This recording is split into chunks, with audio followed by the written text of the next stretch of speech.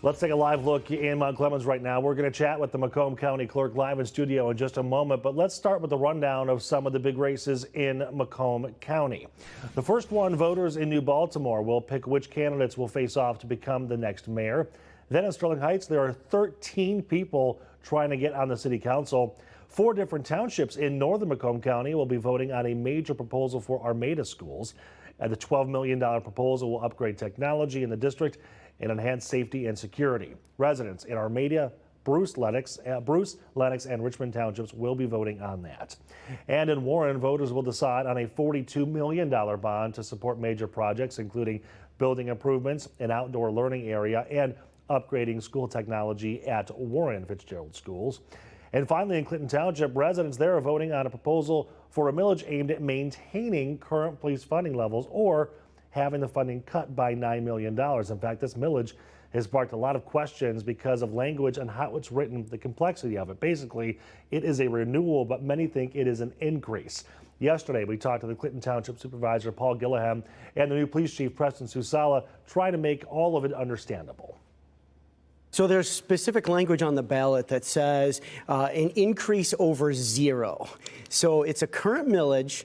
It was voter adopted at 2 different times. Okay. And now we're combining those 2 and asking to renew those. So it's the same rate that people are paying now, actually a little bit less because of a Headley rollback. Okay. But, you know, the confusion is based upon the way the state makes us place this on the ballot. So because you are taking 2 millages and combining them, it looks at it and says because it's anything over 0, over a penny, you have to call it an increase. Correct. Yes. And, you know, when I was in the state legislature, one of the things I did is to introduce a bill that says that all of the state laws had to be written in common language. That didn't pass. That didn't pass. So the language has I think, added a little bit of confusion, but also I think there's also an agenda here of people who, you know, kind of twisting the knife a little bit, find a loophole to exploit. Exactly. So our residents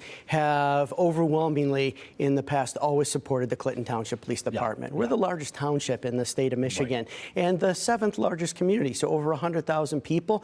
We need a police force that is going to be able to meet the needs and demands of that community. Right. So, Chief, I don't want to go doom and gloom with you, but if for some reason this millage doesn't get renewed, I'm going to keep saying renewed here so people get it, a $9 million cut to you would be drastic. Oh, it would be. It would significantly impact our police department. What's your total budget now? Our total budget's right around 30 million. So I mean, you're looking at almost a third gone then. Correct. Yeah. Correct. Have you had to run some of the numbers or some of the scenarios looking at what units or what services you'd be cutting? We haven't gone to those measures yet. Hopefully we don't have to. Right. So we're doing whatever we can to educate the public, to let them know what is at stake here. Yeah. Well, you can watch our full conversation over on YouTube right now on Local 4's YouTube page. Okay, joining me right now is Macomb County's clerk, Anthony Forlini. He gets to oversee all of the elections happening in Macomb County. Lucky you.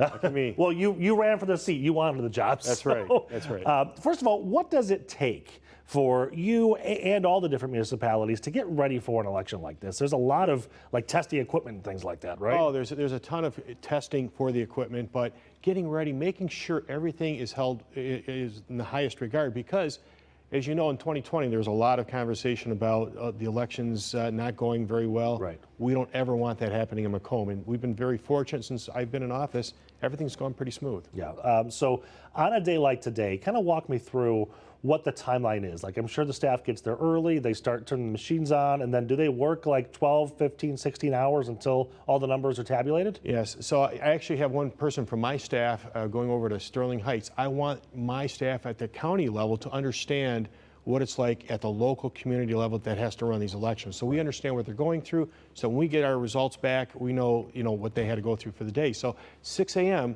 they're there ready to go. And the polls don't open until 7, but they have to be ready, sharp, for a full day's worth of work. A full day's work. What is the process in terms of where the numbers go? Is it the cities and townships, and do they turn things into you and then you verify them?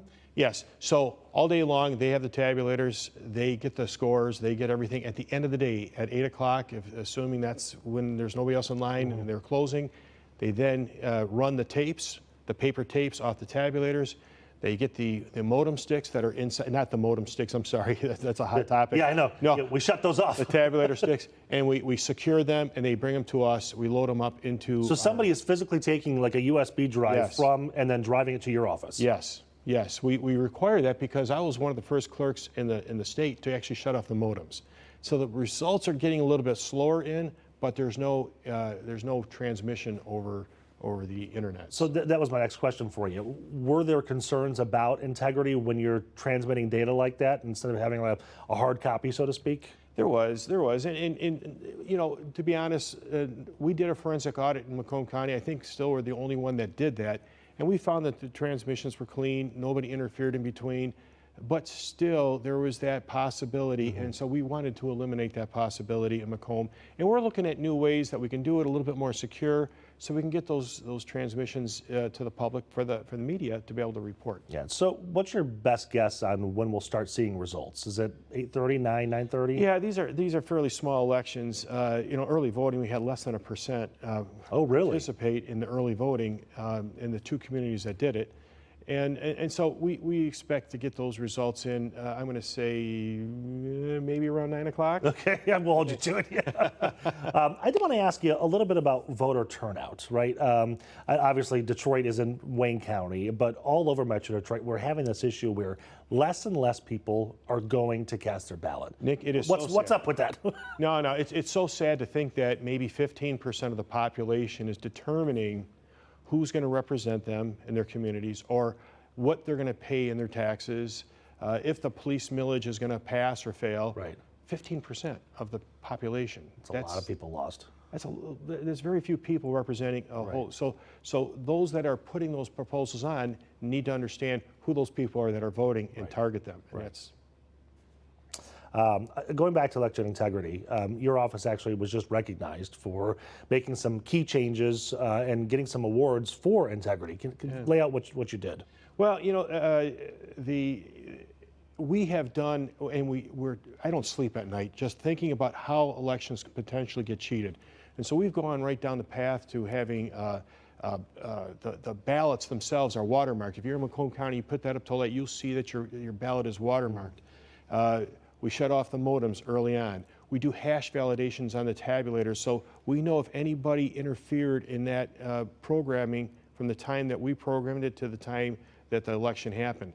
We look at all these things. We want to make sure that everything is clean. And like I tell you, we don't sleep at night thinking about it. Right. You know, what I found interesting is that during some of the presidential races, there was a lot of accusations of election fraud on both sides. But there were some strong calls from Republicans, and you're a Republican that was in the office. Was that contentious, or how did you kind of have the conversation that, no, we're doing things right here?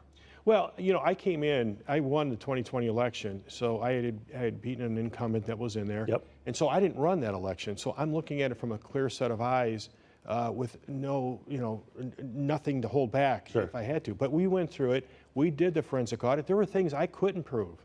So I never went out and says, no, nothing happened. I says, let me check into it. Right. And we did check into it, and we looked into it, and saw there was potentially some holes that we closed up and fixed. But even so, nothing happened during the 2020 election that would have affected the election. From our standpoint, from the internally within the clerk's office, and the programming and everything was clean. You know, I don't sit in your world, so I don't know, but I would imagine that obviously there's going to be a bad apple everywhere. But you know, one bad apple spoils the bunch.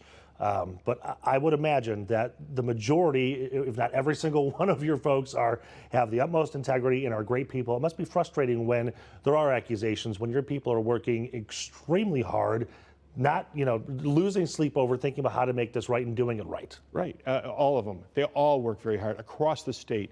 Every clerk across the state of Michigan works very hard at making sure the elections are fair and accurate.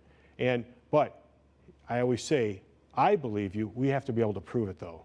So that's the reason for that forensic audit. We were able to prove it. We were able to prove what we did was right, what they did was right at the time, and that's important to me.